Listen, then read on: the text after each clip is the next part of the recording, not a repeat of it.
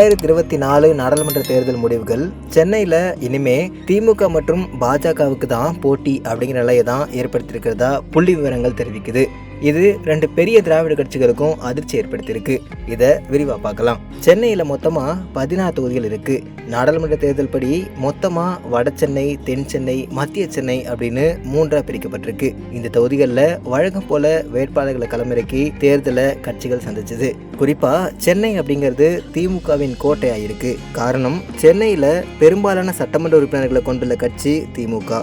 அதோட மா சுப்பிரமணியன், சேகர் பாபு, உதயநிதி அப்படின்னு திமுக அமைச்சரவையில் இருக்கும் 3 அமைச்சர்களை கொண்ட ஒரே மாவட்டம் சென்னை மட்டும்தான். இவ்வளவையே முதலமைச்சருடைய மாவட்டமே சென்னை தான். என்னதான் கருணாநிதி திருவாரூர் உள்ளிட்ட பகுதிகளில் போட்டிட்டு இருந்தாலும் முதலமைச்சராக இருக்கக்கூடிய ஸ்டாலின் சென்னையை விட்டு வெளியே போட்டியிட்டது கிடையாது. திமுகவை 13 ஆண்டுகள் வனவாசம் அனுப்பிய எம்ஜிஆர் கூட சென்னையை பிடிக்க நினைச்சு முடியாத நிலை இருந்திருக்கு. அதுக்கு இன்னொரு முக்கியமான காரணம், தெலுங்கு பேசும் மக்கள் அதிகம் வசிக்கும் பகுதியா சென்னை இருப்பது தான். வட சென்னையின் பல பகுதிகளில் இன்னமும் ஆதி ஆந்திர மக்கள் வசித்து வராங்க. ஆனா இப்போ நிலைமை கொஞ்சம் கொஞ்சமா மாறி வர்றத தேர்தல் முடிவுகள் உணர்த்துது. வட சென்னையில் திமுக சார்பில் களமிறங்கிய கலாநிதி வீராசாமி, மத்திய சென்னையில் தயாநிதி மாறன், தென் சென்னையில் தமிழிசை தங்கப்பாண்டியன் உள்ளிட்ட 3 வெற்றி பெற்றாங்க. இதில் தென் சென்னை மற்றும் மத்திய சென்னையில் பாஜக 2வது இடம் பிடிச்சிருக்கு. மத்திய சென்னையில் பாஜக சார்பில் போட்டியிட்ட வினோத் செல்வம் 1,69,000 வாக்குகளையும், தென் சென்னையில் போட்டியிட்ட தமிழிசை சவுந்தரராஜன் 2,90,000 வாக்குகளை வாங்கியிருக்காங்க.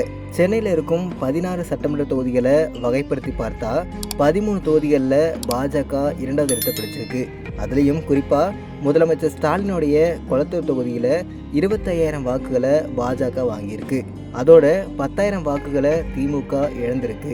இந்த தேர்தல் ஒட்டுமொத்தமாக பார்த்தா கிட்டத்தட்ட 6% வாக்குகளை திமுக பறிகொடுத்திருக்கு. இதில் பெரும்பாலான வாக்குகள் அப்படிங்கிறது பாஜக, நாம் தமிழர் உள்ளிட்ட கட்சிகளுக்கு பிரிஞ்சு விழுந்திருக்கு. ஒரு காலத்தில் ஆர்கே நகரில் இடைத்தேர்தல் நடக்கும்போது பாஜக போட்டியிட்ட போது நோட்டாவை விட குறைவான வாக்குகளையே பாஜக வாங்கியிருந்துச்சு. அப்போல இருந்து தான் பாஜகவை நோட்டா கட்சி அப்படின்னு அரசியல் விமர்சனங்கள் எழுந்தன. ஆனா இன்றைய நிலையில சென்னையை கோட்டையா வச்சிருக்கும் திமுகவுக்கும், ஏற்கனவே தமிழகத்தை 1/4 நூற்றாண்டுக்கு மேல ஆட்சி செய்த அதிமுகவுக்கும் சவால் விடுக்கும் இடத்துக்கு பாஜக வந்திருப்பது 2 கழகங்களுக்கும் அதிர்ச்சி ஏற்படுத்தியிருக்கு. அரசியல்ல ஒரு கணக்கு இருக்கு. தலைநகரை பிடிச்சவன் தரணி ஆழ்வான் அப்படின்னு சொல்லப்படுவதுண்டு. அதே மாதிரி சென்னையில நடந்து முடிஞ்ச உள்ளாட்சி தேர்தலில் பாஜக கணிசமான இடங்கள்ல 2ஆம் இடத்துக்கு வந்திருக்கு. மேற்கு மாம்பலம் பகுதியில பாஜகவின் ஒரு கவுன்சிலராக உமா ஆனந்த் அப்படிங்கிறவங்க தேர்வு செய்யப்பட்டிருக்காங்க. அதனால உள்ளாட்சி தேர்தல் காலத்துல இருந்து திமுகவுக்கு 2ஆம் இடத்துல பாஜக இருந்து வருது. கிராமங்கள்ல வளர்வது அப்படிங்கிறது எளிதான காரியம் இல்லை. கட்சியை ஒன்றியம் அளவுக்கு கொண்டு செல்ல அமைப்பு பலம் அப்படிங்கிறது முக்கியமாகுது. ஆனா சென்னை போன்ற மெட்ரோ நகரங்கள்ல பாஜகவை கொண்டு செல்லும் பணியை சமூக வலைதளங்கள் வெற்றிகரமா செஞ்சிருக்கு. 2 ஆண்டுகளுக்கு முன்னாடி தெலுங்கானா மாநிலத்துல தங்களுடைய கவனத்தை செலுத்த தொடங்கிய பாஜக தெலுங்கானாவில் ஆட்சி அமைக்கணும் அப்படின்னு அவங்க நினைச்சாங்க.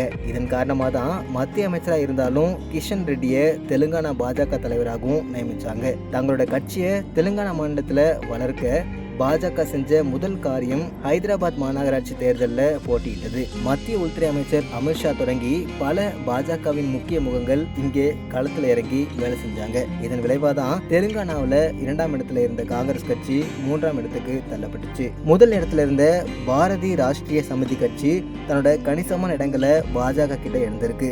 சமீபத்தில் நடந்து முடிஞ்ச நாடாளுமன்ற தேர்தலில் பாஜக சுமார் 8 தொகுதிகளில் வெற்றி பெற்றிருக்கு. இதே வரிசையில் அடுத்த சட்டமன்ற தேர்தலுக்கு தமிழக களத்தை தயார் செய்யும் வேலை தொடர்பாக பாஜகவில் ஆலோசனை பறந்து வருது. என்ன நடக்க போகுது அப்படிங்கிறத நாம பொறுத்திருந்து தான் பார்க்கணும். இது பத்தின உங்க கருத்துக்கள் என்ன அப்படிங்கிறத மறக்காம கமெண்ட்ல போடுங்க. இது மாதிரி மேலும் பல அரசியல் நிகழ்வுகளை உடனுக்குடன் தெரிஞ்சுக்கணும் அப்படின்னு நினைச்சீங்கன்னா மறக்காம நம்ம உடுக்கை மீடியா சேனலுக்கு சப்ஸ்கிரைப் பண்ணிக்கோங்க.